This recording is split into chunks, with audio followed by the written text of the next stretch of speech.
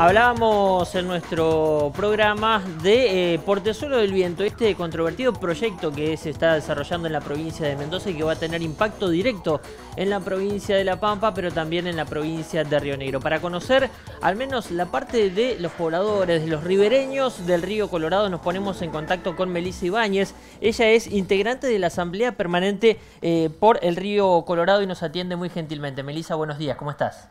Hola, ¿qué tal? Buenos días. Muy bien, nos poníamos en contacto, incluso estuvimos charlando sobre la preocupación que ustedes han manifestado sobre la posible construcción, todavía proyecto, esta mega obra en Mendoza de Portezuelo del Viento.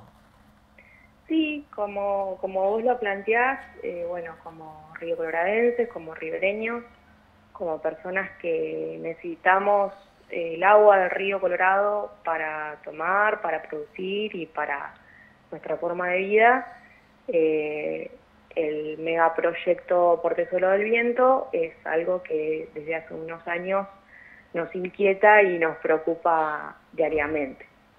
Esto tendría, por lo menos la construcción de Portezuelo del Viento, una incidencia directa sobre un río Colorado que hoy viene prácticamente con un caudal bajísimo, ¿no? Sí, el río Colorado se encuentra en crisis hídrica hace más de 10 años, aproximadamente unos 12. Las previsiones no son buenas. Hemos perdido un 30% del caudal histórico. Y en invierno, por la retención de agua que se hace en Casa de Piedra, el río Colorado, bajo de Casa de Piedra hasta donde es agua, se ve prácticamente vacío. Esa es una realidad a la que nos hemos ido acostumbrando lentamente, a verlo así, sí, vacío prácticamente, pero bueno, sabemos que la crisis hídrica es consecuencia del cambio climático y lo que nos preocupa es, bueno, plantear esto. Si ya hemos perdido el 30% del caudal, claro, las previsiones son muy malas, meteorológicamente hablando.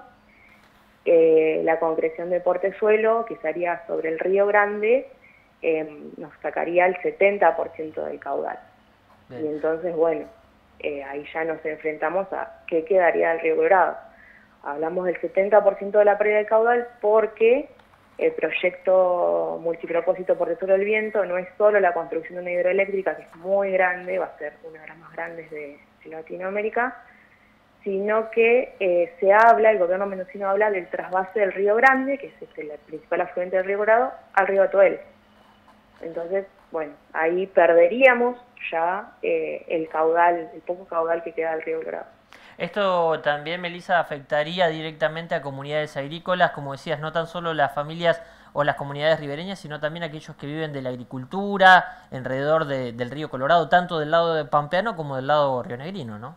Sí, sí. No, nosotros tenemos que pensar que el río Colorado abastece de agua en sus distintas formas a 5 provincias. No hay otro río que esté tan usado, vamos a decir.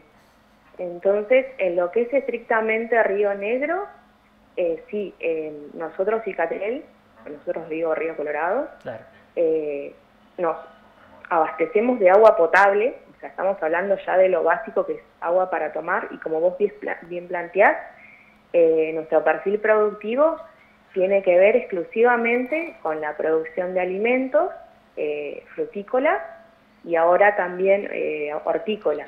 Entonces, bueno, se afectaría nuestra producción, nuestra forma de vida, también el turismo, que es una muy buena política que se ha ido implementando y que ha crecido. Y otra problemática que tenemos es que el río Colorado en nuestra zona es el límite de la barrera fitosanitaria libre de aftosa. Exacto. Entonces, bueno, son muchas problemáticas que nos traería nuestra vida cotidiana la pérdida total del caudal, obviamente. Melissa, muchísimas gracias por tu tiempo y esperemos que desde el COIRCO o incluso desde el propio Gobierno Nacional puedan escucharlos y puedan tener también una respuesta satisfactoria. Muchas gracias. Ojalá que sí y gracias por comunicarte con nosotros. Muy bien, hablábamos de Portezuelo del Viento.